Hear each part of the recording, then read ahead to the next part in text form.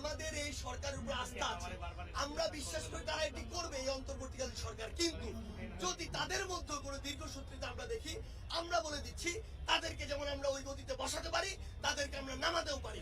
আমরা চাই, আমরা এই সাম্যের বাংলাদেশে আমরা চাই ওই খুনি হাসিনারও এমন একটি বিচার হোক যেটি এক পেশে না, পুরো বাংলাদেশ, পুরো পৃথিবীর মানুষ ন্যায্যতার ভিত্তিতে তার বিচার করুক। সে খুনি হাসিনা, তারপর ওই খুনির জন্য আমরা ন্যায্যতার কথা বলছি বলে আমরা আন্তর্জাতিক অপরাধ ট্রাইব্যুনালের কথা বলেছি। আমরা তার মতো প্রহসন করিনি যে বিচার বিভাগকে ক্ষমতার অপব্যবহার করে যাকে ইচ্ছা ঝুলিয়ে দিব, যাকে ইচ্ছা যাবজ্জীবন দিব, যাকে ইচ্ছা ফাঁসি দিব। এই কাজটি আমরা করিনি। আমরা আমাদের জায়গা থেকে আন্তর্জাতিক অপরাধ ট্রাইব্যুনালের মাধ্যমে তার যে শাস্তি, সে যে একটা খুনি, এই খুনের যত শাস্তি হওয়া প্রয়োজন আমরা চাইবো বাংলাদেশের ছাত্র জনতার পক্ষ থেকে এই শাস্তিটি হবে, এবং বাংলাদেশের ছাত্র জনতা যে পরিবারগুলো ক্ষতিগ্রস্ত হয়েছে তারা তাদের উপযুক্ত বিচার পাবে।